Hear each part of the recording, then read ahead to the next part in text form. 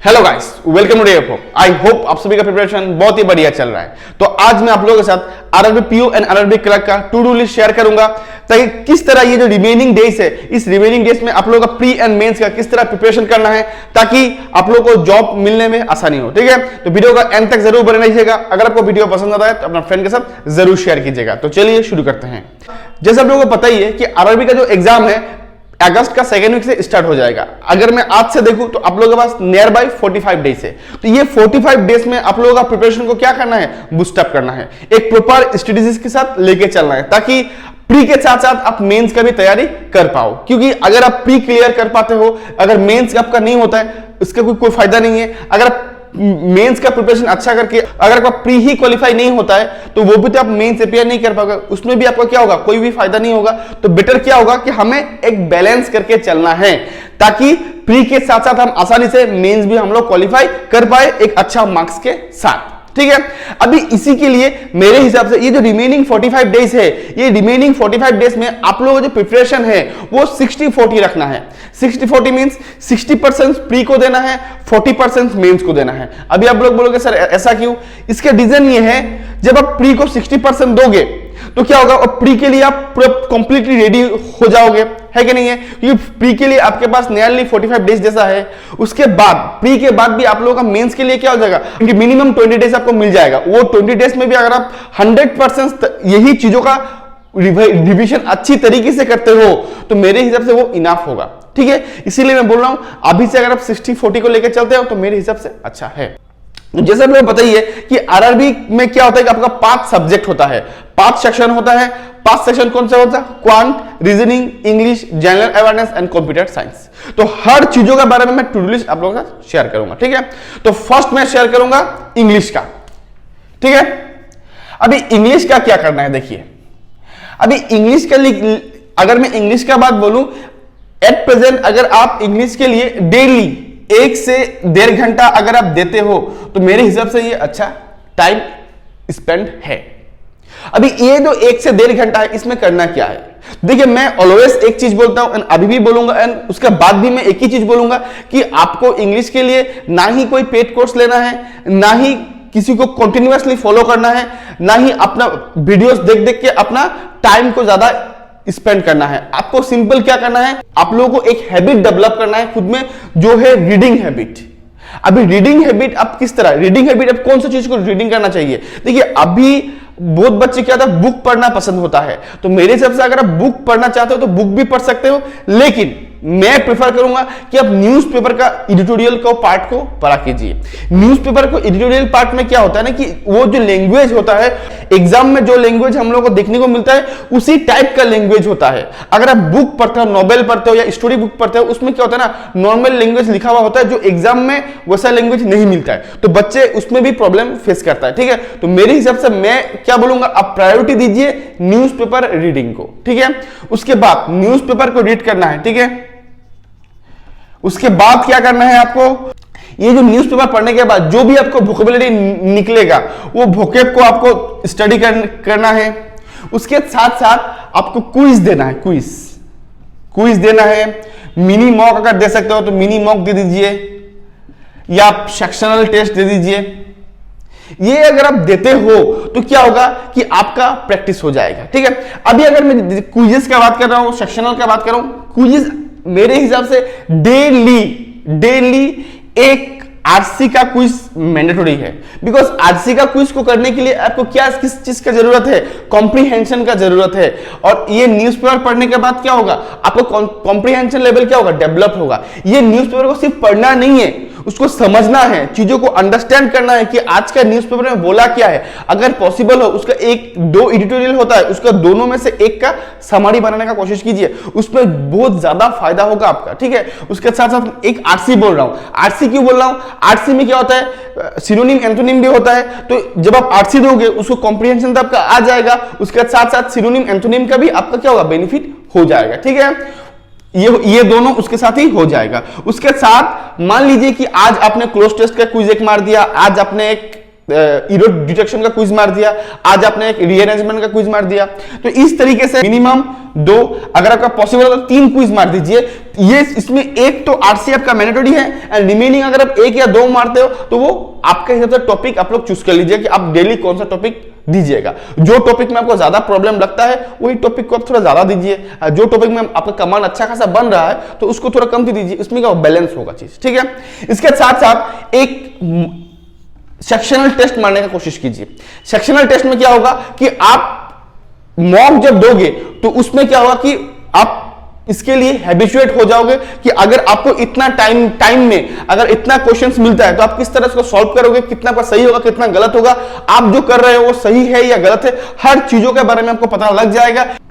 तो जैसे आपको पता ही है कि आरआरबी में क्या है कि प्री में आपका इंग्लिश नहीं है, मेंस में ही इंग्लिश होता है, ठीक है। इसीलिए मैं बोल रहा हूं ये जो चीजें है ये डायरेक्ट आपको क्या करेगा, मेंस के लिए रेडी करवाएगा, ठीक है। ये अभी भी आपको करना है एंड प्री देने के बाद भी आपको यही चीज फॉलो करना है ताकि कोई भी प्रॉब्लम ना आए। और एक चीज मैं बताऊं यहां पे, ये जो चीजें मैं बोल रहा हूं ये सिर्फ आरआरबी के लिए नहीं है, ये अपकमिंग जितना भी एग्जाम्स है उसके लिए ये आपको रेडी करवा देगा। प्री हो या मेंस हो, आप यही चीजें अगर फॉलो करते हो तो आपके लिए कोई भी प्रॉब्लम नहीं होगा, ठीक है। यहां पे और एक चीज आप ऐड कर सकते हो, क्विज के साथ साथ पीडीएफ भी आपको मिल जाएगा। अगर इस तरह आप चीजों को करते हो 1.5 आवर में आपका अच्छा खासा इंग्लिश का प्रिपरेशन हो जाएगा, जहां पे आप कॉम्प्रिहेंशन भी कर लोगे, वोकैब भी कर लोगे, उसके साथ साथ जो आप क्विजेस का थ्रू में एंड सेक्शनल टेस्ट का थ्रू में, मिनी मॉक का थ्रू में आप लोग क्या करोगे, रिमेनिंग चीजों का भी प्रैक्टिस आप लोग कर पाओगे, ठीक है। आई थिंक इंग्लिश के लिए मैं बोल दिया, इंग्लिश का टू डू लिस्ट आपको क्या करना है, कितना टाइम आपको देना है, आई थिंक आपको समझ में आ गया। तो अभी मैं आप लोगों से डिस्कस करूंगा क्वांट, ठीक है। अभी क्वांट देखिए, क्वांट थोड़ा सा क्या होता है ना, थोड़ा सा ये टाइम टेकिंग चीजें है, ठीक है। तो इसके लिए आप मिनिमम 2 घंटा मैक्सिमम 3 घंटा आप दे सकते हो, ठीक है। अब ये 2 से 3 घंटे में आपको करना क्या है, प्री के लिए भी मेंस के लिए भी, बिकॉज प्री का जो लेवल होगा क्वांट का, आरबी क्लर्क का बोलिए वो तो बहुत ही इजी होगा एंड अगर मैं पीओ का भी बोलता हूं तो मॉडरेट लेवल का होगा, उतना टफ नहीं होगा। लेकिन मेंस का अगर मैं बात करूं तो पेपर क्या होगा, स्टैंडर्ड होगा। तो उस केस में आपको क्या करना है, मैं दोनों ही चीजों के बारे में डिस्कस करूंगा, ठीक है। अभी देखिए फर्स्ट क्वांट में क्या होता है, ये आरआरबी का एग्जाम में सबसे ज्यादा जो इंपॉर्टेंट होता है वो स्पीड मैथ वाला सेक्शन। मैं ये चीज हर बार बोलता हूं कि स्पीड मैथ में आपको कॉम्प्लीट क्वेश्चन से नहीं करना है। 15 क्वेश्चन अगर देखने को मिलेगा तो 15 क्वेश्चन में से नियरली 13 एंड 14 क्वेश्चन हर बच्चा बनाएगा। जो बच्चा टोटली न्यू है वो भी बनाएगा, जो बच्चा ऑलरेडी एक्सपीरियंस होल्डर है वो भी बच्चा बनाएगा। लेकिन डिफरेंस कहां में क्रिएट करना है, स्पीड में क्रिएट करना है, एक्यूरेसी में करना है। तो आपको क्या करना है, ये जो स्पीड मैथ का सेक्शन है जितना जल्दी आप बना पाओगे आपके लिए उतना ही फायदा होगा। तो इसमें आपका क्या होता है, अप्रोक्सीमेशन होता है, ठीक है। उसके बाद सिंप्लीफिकेशन होता है, क्वाड्रेटिक इक्वेशंस होता है, उसके बाद क्या होता है आपका नंबर सीरीज। तो आपको डेली बेसिस पे ये अप्रोक्सीमेशन एंड सिंप्लीफिकेशन 25 से 30 आपको प्रैक्टिस करना है। अभी आप दोनों को मिला के कीजिए या एक दिन पर्टिकुलर एक टॉपिक का कीजिए या आपको जैसा अच्छा लगता है आप वैसा कीजिए, लेकिन मिनिमम 25 से 30 आपको डेली प्रैक्टिस करना है एंड जितना पॉसिबल हो विदाउट पेन पेपर का ही आपको करना है। इसमें क्या होगा कि आपको एक मेंटल कैलकुलेशन आप हैबिचुएट हो जाओगे, ठीक है, एंड आप चीजों को इजीली कर पाओगे, ठीक है। अभी अगर मैं क्वाड्रेटिक इक्वेशन का बात करूं तो डेली आपको 5 to 10 प्रैक्टिस करना है। अगर 10 करते हैं वो ज्यादा बेटर होगा। इसमें क्या होगा, आप हैबिचुएट हो जाओगे एंड एग्जाम में क्या होगा, फर्स्ट बढ़ेगा, क्योंकि पीओ बोलिए क्लर्क बोलिए ये इजी होता है, टोटली डुएबल होता है, इसमें कोई भी झमेला नहीं होता है, आप इजीली यहां पे स्कोर कर सकते हो। अभी आता है नंबर सीरीज। नंबर सीरीज में 2 टाइप होता है, एक होता है मिसिंग नंबर सीरीज, एक होता है रॉन्ग नंबर सीरीज, ठीक है। एंड बच्चे सबसे ज्यादा फंसते हैं रॉन्ग नंबर सीरीज में। तो आपको क्या करना है, डेली बेसिस पे कम से कम 10 रॉन्ग नंबर सीरीज को प्रैक्टिस करना है any how. And missing number series engineering का तो बच्चों का कमांड बहुत अच्छा होता है, तो आप 5 मिनिमम आप ट्राई कर सकते हो। अगर डेली बेसिस पे बोलूं तो आप 15 आप डेली ट्राई कर सकते हो। 15 करने में आपको कितना टाइम लगेगा, ज्यादा टाइम, हार्डली 20 मिनट्स लगेगा आपको। हार्डली अगर न्यू हो तो 20 मिनट्स लगेगा। जब आपका हैबिचुएट हो जाओगे यही 15 क्वेश्चंस करने में आपको कितना टाइम लगेगा, 7 से 8 मिनट लगेगा। तो ये चीज आपको डेली प्रैक्टिस करना है, क्योंकि यही चीज बच्चों को क्या होता है एग्जाम में बहुत ज्यादा प्रॉब्लम देता है, बच्चे यहाँ पे क्वेश्चन छोड़ के आ जाते हैं। मैं इसको कभी भी प्रिफर नहीं करता हूं कि रॉन्ग नंबर से इस पर क्वेश्चन छोड़ के आए। इसके लिए क्या हुआ, प्रैक्टिस आपको करना पड़ेगा। जिन बच्चों का प्रैक्टिस कम थे वो तो छोड़ के आएंगे क्योंकि उनको लॉजिक ही समझ में नहीं आएगा। जिसका प्रैक्टिस अच्छा हो तो इजीली कर देगा, है कि नहीं है। इसीलिए मैं बोल रहा हूं 10 आपको प्रैक्टिस करना ही है। ये हो गया सबसे इंपॉर्टेंट स्पीड मैथ वाला सेक्शन। ये तो सेक्शन आपको अच्छा खासा प्रैक्टिस करना है, ठीक है। उसके बाद क्या आता है, डीआई। ये मैं कंप्लीट प्री का बात बोल रहा हूं, ठीक है, ये बोल रहा हूं प्री का बात। इसके बाद मतलब डीआई। अब डीआई में क्या करना है, मिनिमम 3 या मैक्सिमम 4 या 5, 4 ही पकड़ लेते हैं, 3 से 4 आपको डीआई डेली प्रैक्टिस करना है। एंड इसमें क्या करना है, एक कैसलेट आपको होना ही पड़ेगा। एक कैसलेट आपको ट्राई करना है कि एक कैसलेट में डेली प्रैक्टिस करो। एग्जाम में बने या ना बने वो दूसरा बात है।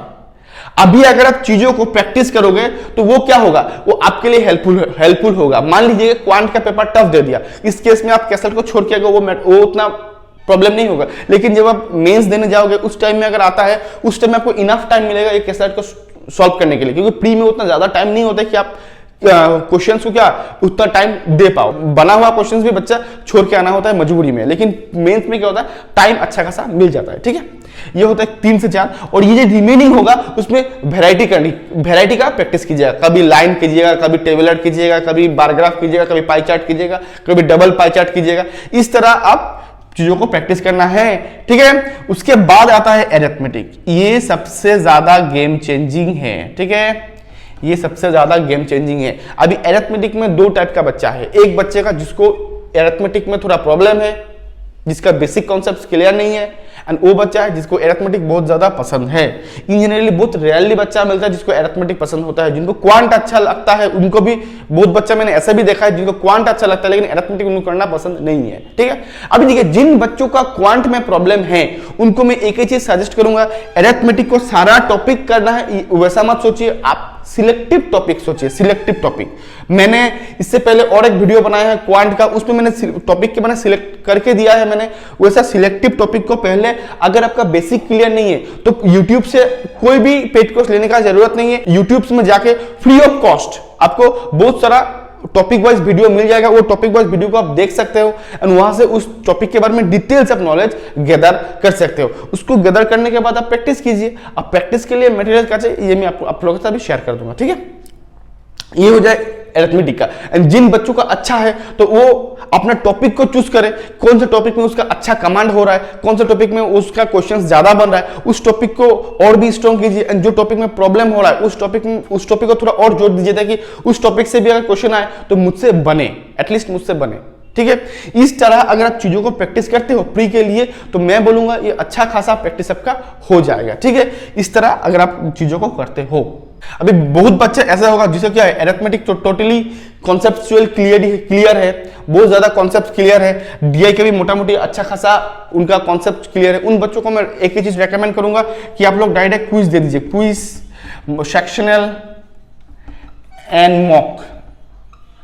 ये चीजों से आप लोग प्रैक्टिस कीजिए। ये चीजों से प्रैक्टिस करने से क्या होगा कि आपको कौन सा टॉपिक में प्रॉब्लम हो रहा है, कौन सा टॉपिक में आप स्ट्रांग हो, वो चीजों के बारे में आपको पता लग जाएगा। बिकॉज ये चीजों के बारे में जानना बहुत ही इंपॉर्टेंट है कि आपको कौन सा टॉपिक में आप स्ट्रांग हो, कौन सा टॉपिक में आप थोड़ा वीक हो। ये चीजें बहुत ज्यादा इंपॉर्टेंट है। इस तरह प्री का अगर करते हो तो ये आराम से आपको अच्छा खासा एक मार्क्स दिलाएगा, ठीक है। इस तरह का डेली अगर आप प्रैक्टिस करते हो। ये तो हो गया प्री का। अगर मैं मेंस का बात करूं तो मेंस के लिए अभी से आपको क्या करना है, डीआई प्रैक्टिस करना है, ठीक है।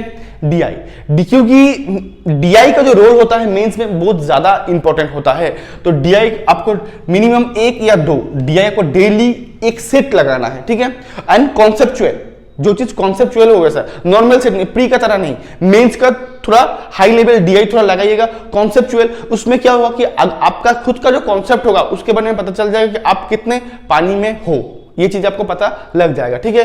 उसके बाद एरिथमेटिक का क्वेश्चन ट्राई करना है। एरिथमेटिक का मिनिमम 5 से 10 क्वेश्चन अगर आप ट्राई कर सकते हो तो आपके लिए वो चीज बहुत ही बढ़िया होगा, ठीक है। अच्छा खासा लेवल का गुड कॉन्सेप्चुअल क्वेश्चन को ट्राई कीजिएगा। अभी हो गया कि प्री और मेंस का मैंने तो बोल दिया। अभी ये सारा चीजों को प्रैक्टिस कहां से करना है, आपका बच्चा क्वेश्चन का सारी प्रैक्टिस कहां से करे, ठीक है। प्रैक्टिस कहां से करना है, आप पीडीएफ आपको मिल जाएगा, क्विजेस आपको मिल जाएगा, मॉक आपको मिल जाएगा, तो पीडीएफ से आप ट्राई कर सकते हो। कोई भी टॉपिक अगर आप नया सीख रहे हो तो वो क्वेश्चंस नया सीखने के बाद, यूट्यूब से वीडियो देखने के बाद आप पीडीएफ से उसको प्रैक्टिस कीजिए। अगर आपको पीडीएफ नहीं मिल रहा है तो टेलीग्राम चैनल में ज्वाइन कीजिए, मुझसे पूछिए, मैं कोई भी टॉपिक का पीडीएफ में आपको प्रोवाइड कर दूंगा, ठीक है। पीडीएफ से कीजिए, पीडीएफ देने के बाद आप क्विजेस दीजिए, क्विजेस देने के बाद आपको पता लग जाएगा वो टॉपिक में आपका कितना अच्छा कमांड बन रहा है, वो चीज पता लग जाएगा। उसके बाद आप मॉक देना शुरू कर दीजिए, मॉक दीजिए। मॉक में क्या होगा, आपको ये पता लग जाएगा कि एग्जाम में ये क्वेश्चंस मैं बना पाऊंगा या नहीं, ये चीजों के बारे में आपको डिटेल्स पता लग जाएगा, ठीक है। इस तरह अगर आप डेली चीजों को प्रैक्टिस करते हो, ये डीआई एंड अरिथमेटिक। अभी आप लोग बोलोगे सर यहाँ पे दूसरा टॉपिक भी है, यस दूसरा टॉपिक भी है। देखिए यहाँ पे आपको डाटा सफिशिएंसी मिल जाएगा, आपको क्वांटिटी 1 एंड क्वांटिटी 2 भी मिल जाएगा। ये जो दो चीजें होगा ये टोटली बेस्ड होता है अरिथमेटिक। अगर आपका अरिथमेटिक स्ट्रांग है तो बाकी किसी चीजों का ये टेंशन नहीं ले लेना आपको। ये दो टॉपिक टोटली बेस्ड है अरिथमेटिक के ऊपर, ठीक है। इसलिए मैं बार बार बोल रहा हूं कि आपको अरिथमेटिक को स्ट्रांग करना है, ठीक है। अगर आपका क्वांट अच्छा, आपका क्वांट में कमांड है तभी भी आपको अरिथमेटिक को स्ट्रांग करना है। और अगर क्वांट में आपका प्रॉब्लम है उस केस में आपको सिलेक्टिव टॉपिक को आपको स्टडी करना है, वो टॉपिक में आपको ज्यादा कमांड लाना पड़ेगा। विदाउट अरिथमेटिक आप अच्छा खासा स्कोर कभी नहीं कर सकते। स्पेशली प्री तो तभी भी आप मैनेज कर लोगे, लेकिन मेंस में प्रॉब्लम हो जाएगा, मेंस में जाकर आप फंस जाओगे। मैं आपको बार बार बोल रहा हूं, इसीलिए आप अरिथमेटिक को 100% इग्नोर मत कीजिए, ये आपके लिए प्रॉब्लम क्रिएट करेगा, ठीक है। आई थिंक क्वांट का जो मैंने बोला कि आपको किस तरह प्री को लेकर चलना है, किस तरह मेंस को लेकर चलना है, आप लोगों को समझ में आ गया। देखिए अभी अगर मैं रीजनिंग का बात करूं, रीजनिंग का भी अगर 2 से 3 घंटा अगर दे पाते हो तो मेरे हिसाब से बहुत ही अच्छा है। ये 2 से 3 घंटा में आपको करना क्या है, 2 से 3 घंटा में, जैसे मैंने क्वांट में बोला कि क्वांट में क्या होता है कि स्पीड मैथ का एक रोल होता है, बहुत ज्यादा इंपॉर्टेंट होता है। यहाँ पे भी कुछ मिसलेनियस क्वेश्चंस होता है, जैसे सिंग में क्या होता है, syllogism, inequality, blood relation, numeric series और भी मिसलेनियस क्वेश्चंस होता है। जहां से प्री में पीओ हो या क्लर्क हो, कम से कम 10 क्वेश्चंस एंड मैक्सिमम 20 क्वेश्चंस या 15 क्वेश्चंस तो देखने को मिलता ही है। तो उस केस में आपको मैं एक ही चीज सजेस्ट करूंगा कि इस चीजों में थोड़ा स्पीड लाइए। ये चीज जो है ये हर बच्चे करेंगे, लेकिन डिफरेंस कहां पे क्रिएट होगा कि आप कितना जल्दी ये चीजों को सॉल्व कर पा रहे हो। इसीलिए हर टॉपिक को कम से कम 5 to 10 डेली आपको प्रैक्टिस करना है। 5 to 10 आपको डेली प्रैक्टिस करना है, एनी हाउ डेली प्रैक्टिस करना है एंड स्पीड से प्रैक्टिस करना है, ठीक है।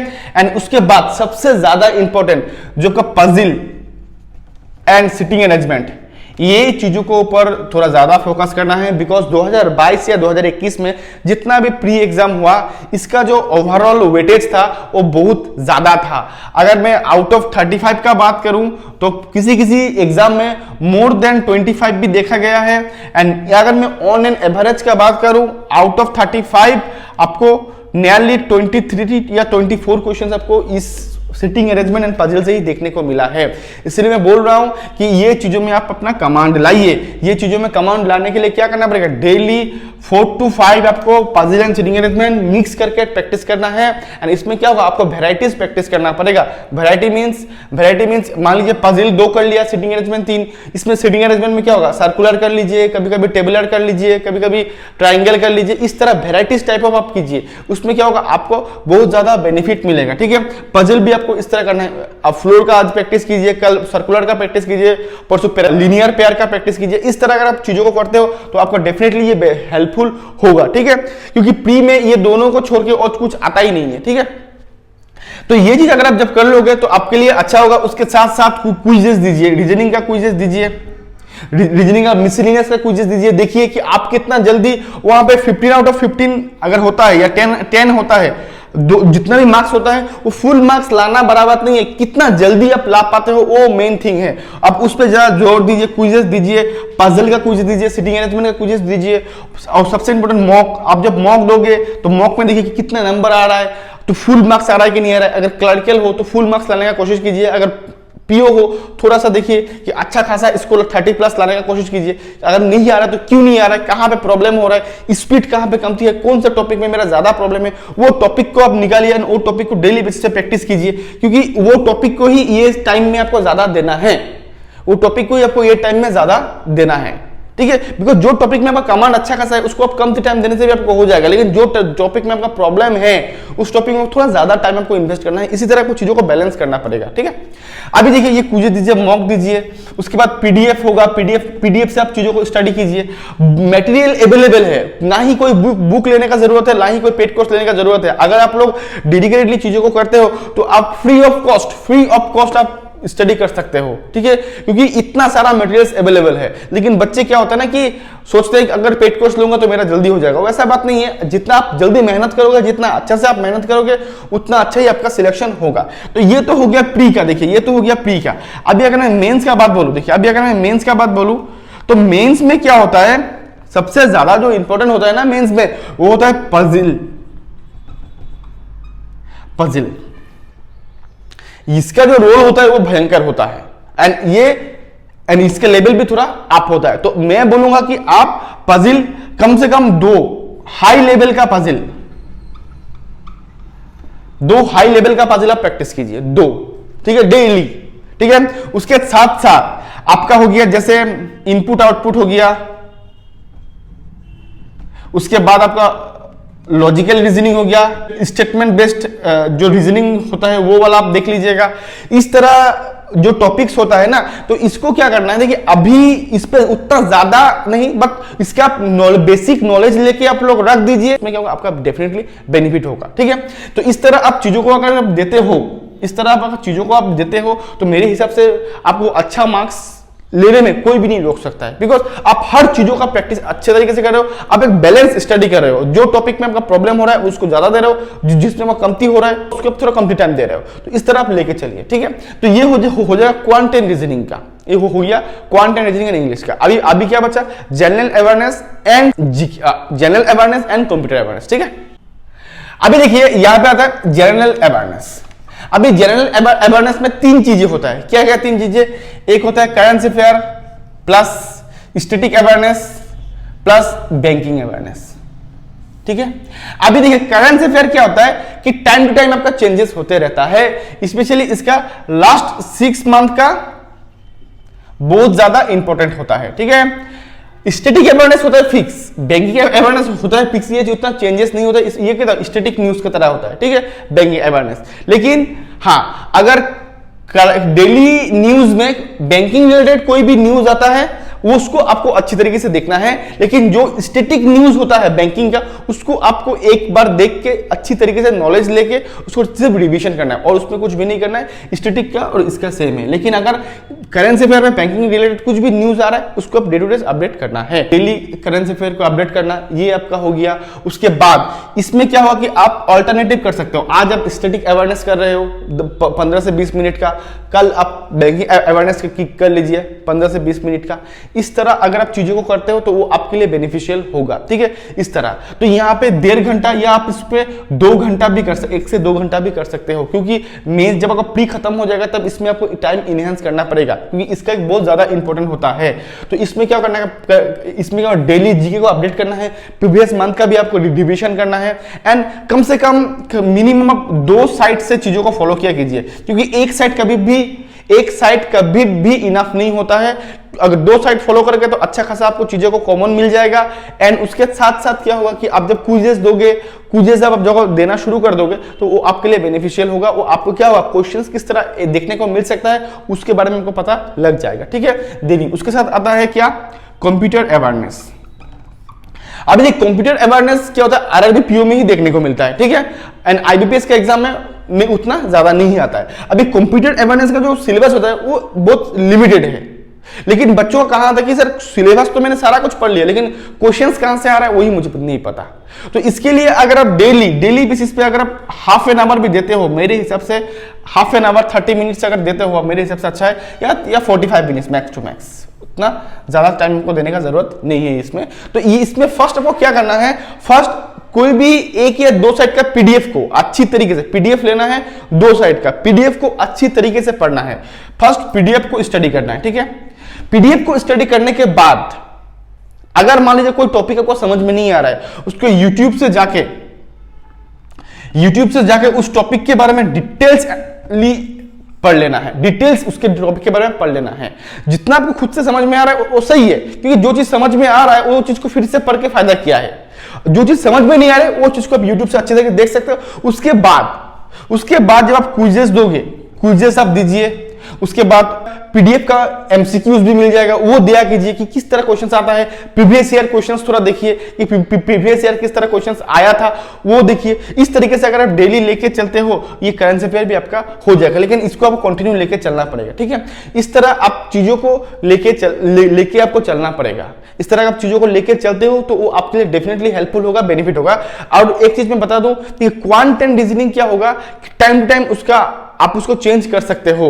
एंड कंप्यूटर का भी क्या होगा कि आरआरबी खत्म होने के बाद इसका भी रोल क्या होगा, खत्म हो जाएगा, क्योंकि आईबीपीएस के लिए, एसबीआई के लिए कंप्यूटर अवेयरनेस का रिक्वायरमेंट नहीं होता है, ठीक है।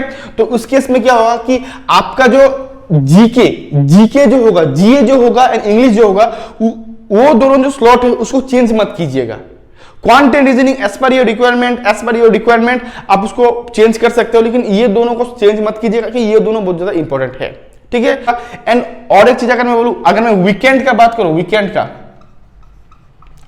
देखिए, मंडे से सैटरडे तक हर डेली सेम रूटीन फॉलो करने के बाद क्या होता है, एक बच्चा थोड़ा सा मतलब थोड़ा बोर्ड लगने लगता है, हर दिन सेम टू सेम रूटीन। तो बेटर मैं क्या बोलूंगा कि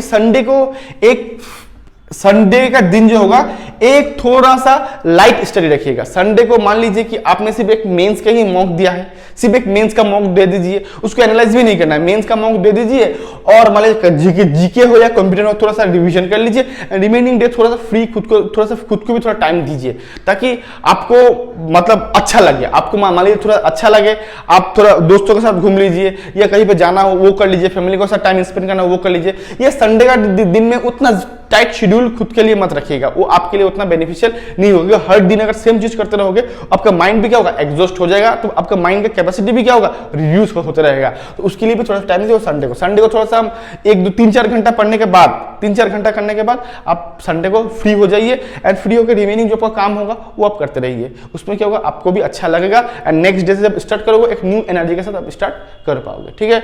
आई होप मैंने आज आप लोगों को जो समझाया, जो टू डू लिस्ट आपको किस तरह करना है, मुझे पता है कि ये वीडियो थोड़ा बड़ा हो गया, लेकिन उपाय नहीं है, बिकॉज हर चीजों को आपको समझाने के लिए वीडियो थोड़ा लंबा करना ही पड़ता है। मेरे पास वो भी उपाय नहीं, अगर मैं शॉर्टकट बोल दूंगा आपको चीजों को समझ में नहीं आएगा, ठीक है। तो आई होप मैंने जो आप लोगों को समझाया आप लोगों को अच्छा लगा है, इन्फॉर्मेटिव लगा, आप लोगों को अच्छा लगा, इन्फॉर्मेटिव लगा तो अपना फ्रेंड के साथ जरूर शेयर कीजिएगा, ठीक है। तो आज के लिए बस इतना ही। Till then goodbye and thank you.